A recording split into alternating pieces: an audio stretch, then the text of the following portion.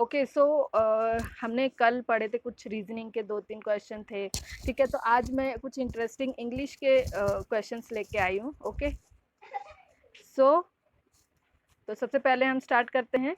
Guys, great things never come from comfort Jones. तो अगर आप सोचते हैं कि आप आराम से बैठे रहेंगे और चीज़ें हो जाएंगी, तो ऐसा नहीं है। आपको अपने कंफर्ट जोन से बाहर निकलना पड़ेगा, उसके बाद ही चीज़ें हो सकती है। तो प्लीज़ अपने कंफर्ट जोन से बाहर निकलिए और ये लॉकडाउन का आप कुछ यूज़ कर सकते हैं। ओके, तो चलिए हम क्वेश्चन करते हैं। सबसे पहले गाइज मैं ये कहना चाहती हूँ कि प्लीज़ लाइक कीजिए मेरे चैनल को, शेयर कीजिए, सब्सक्राइब कीजिए, ताकि और भी लोग जो हैं वो मेरे जो भी मैं क्वेश्चंस कराती हूँ उसका यूज़ कर सकें। Okay, so first question is कॉपिंग A with her mother's long illness. B was a heavy load. C to bear. D is all correct. E. Okay, so this is A, this is B with her mother's illness, C, D and E. Okay, तो ये 5 options हैं। आपको इसमें से बताना है कि कौन सा इनकरेक्ट है, मिस स्पेल्ड है। ओके, तो यहाँ पे मैं सबसे पहले आपको ये वाला जो है आप देख सकते हैं, ये जो वर्ड है ये मिस स्पेल्ड है, क्योंकि कॉपी की जो स्पेलिंग होती है वो COPY कॉपी होती है, और उसका मतलब होता है it's a noun. Copy is a noun, something that is made to look exactly like something else. हम किसी की नकल करें, ठीक है, तो वो मतलब होता है। तो आप देख सकते हैं this is wrong, this is incorrect. जो करेक्ट ऑप्शन है वो कॉपी है। तो इसमें अगर आपको 5 ऑप्शंस दिए हुए हैं, तो आपको जो करेक्ट ऑप्शन है वो ए लगाना है, क्योंकि ए इज मिस स्पेल्ड। इसकी करेक्ट स्पेलिंग होती है COPY। तो मैं एक क्वेश्चन पूछती हूँ आपको कि ये मैंने वर्ड काउच से लिया है, ठीक है, कि सिमिलर टू कॉपी, जो वर्ड कॉपी है उसका सिमिलर मीनिंग इसमें से कौन सा है, एस्टिमेट या डुप्लीकेट। तो अगर आपने मेरे वीडियो को ध्यान से देखा होगा तो आप मेरे करेक्ट ऑप्शन है ये मेरे कमेंट सेक्शन में कमेंट कर सकते हैं। Okay, so second question, second is the principal gave a very pompous speech about the portals of learning and all correct. Okay, so यहाँ पे देखिए प्रिंसिपल तो करेक्ट है, गेव अ वेरी पॉम्पस भी करेक्ट मीनिंग है, लेकिन speech correct नहीं है। स्पीच की जो करेक्ट वर्ड है वो है SPEECH, स्पीच। इसका करेक्ट जो वर्ड है वो स्पीच है। तो यहाँ पे जो ये वाला वर्ड है ये गलत है, तो option C is misspelled. Okay, तो मैं आपको थोड़ा सा बता देती हूँ कि पॉम्पस और स्पीच का एग्जैक्टली मीनिंग क्या होता है। Speech is a formal talk that you give to a group of people, it's a noun. Okay, it's a group of people. जब आप टॉकिंग करते हैं, एक फॉर्मल टॉक होती है। जैसे अभी आप फॉर एग्जांपल आप टीवी में देखते हैं, न्यूज़ चैनल में आती है, जब एक बजट का स्पीच दिया जाता है तो इट्स अ फॉर्मल टॉक, या नरेंद्र मोदी जी को स्पीच देते तो इट्स अ फॉर्मल टॉक, तो उसे स्पीच बोलते हैं। सो स्पीच, उसके बाद पॉम्पस।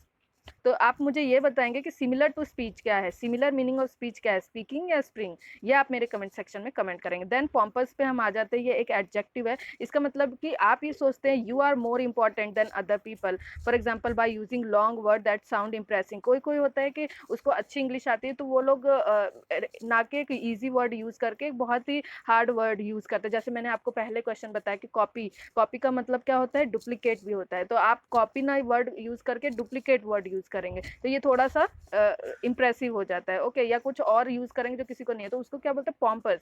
ठीक है, खुद को दूसरों से ज्यादा इंपॉर्टेंस देने पे ये वर्ड यूज करते हैं। तो इसका जो पॉम्पस का ऑपोजिट आप बता सकते हैं मुझे कि मॉडेस्ट होता है या एगेस्ट होता है। आप मुझे करेक्ट ऑप्शन मेरे कमेंट सेक्शन में कमेंट कर सकते हैं, ठीक है। Then third is the pump shut off as a result of a mechanical failure, all correct. तो यहाँ पे आप देख सकते हैं कि यहाँ पे जो मैकेनिकल की स्पेलिंग मिस स्पेल्ट है। यहाँ पे मैकेनिकल में आप जानते हैं कि MECHANICAL होता है मैकेनिकल की स्पेलिंग। तो मैकेनिकल मतलब कनेक्टेड विद और प्रोड्यूस्ड बाय मशीन्स, जो मशीन से प्रोड्यूस्ड होती है उसे ये एक एडजेक्टिव है और उसे ही मैकेनिकल कहते हैं। तो आप मुझे बता सकते हैं कि मैकेनिकल, देखिए आप यहाँ पे करेक्ट स्पेलिंग है MECHANICAL, मैकेनिकल। और इसका आप मुझे कमेंट सेक्शन में बताइए कि आर्टिस्टिक होता है या ऑटोमेटिक इसका करेक्ट ऑप्शन है। ओके, सो हमारा यहाँ पे अगर आपको एग्जाम में ABCDE बोला है, तो आप जान सकते हैं कि A तो पंप के लिए है, shut off B, then C, then D, ये D है। Okay, so D is correct answer. Then poor posture can lead to muscular problems in later life, all correct. तो यहाँ पे देखिए posture मतलब आपके उठने बैठने का ढंग, the way you stand up, the way you sit down. Then lead मतलब उसकी तरफ, पुअर posture से आपको क्या हो जाता है, मस्कुलर posture। अगर आप सही से नहीं बैठते हैं, सही से खड़े नहीं होते, सही से फूड नहीं खाते हैं, तो आपको क्या हो जाता है, एक मस्कुलर प्रॉब्लम्स हो जाती है इन लेटर लाइफ। तो ये आप जितने भी देख रहे हैं वर्ड, ये सब करेक्ट हैं, जितने भी आपके हाईलाइटेड ये ब्लैक से हैं, ये सारे सबके स्पेलिंग करेक्ट है। तो आप बता सकते हैं ऑल करेक्ट। फिर भी मैं आपको मस्कुलर का बताऊं, कनेक्टेड विद मसल्स, इसका मतलब होता है कनेक्टेड विद मसल्स। तो आप मुझे बता सकते हैं कि सिमिलर टू मस्कुलर क्या है, फाइब्रस या रिग्रेस, उसका करेक्ट मीनिंग क्या है, आप मुझे कमेंट सेक्शन में कमेंट कर सकते हैं।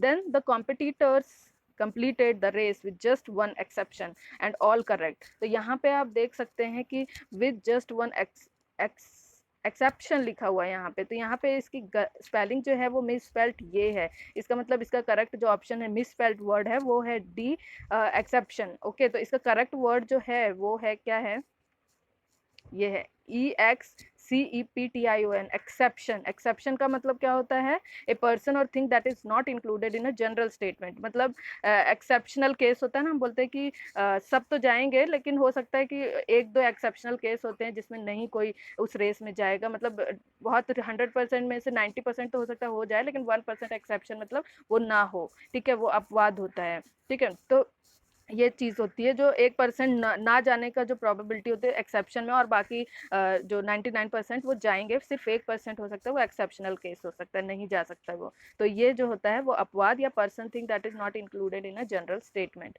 ओके, सो आप मुझे बता सकते हैं कि सिमिलर टू एक्सेप्शन का मतलब क्या होता है, एनोमली या एंग्जाइटी। ओके, सो यहाँ पे आप क्या ऑप्शन में राइट लगाएंगे, अगर मिस स्पेल्ट आते हैं वर्ड तो it's a D. D is correct option, अगर आपको मिस स्पेल्ड वर्ड्स को फाइंड आउट करने के लिए बोला जाएगा तो आप ऐसा कर सकते हैं। ठीक है, तो गाइज ये थे कुछ क्वेश्चंस जो आई होप कि आप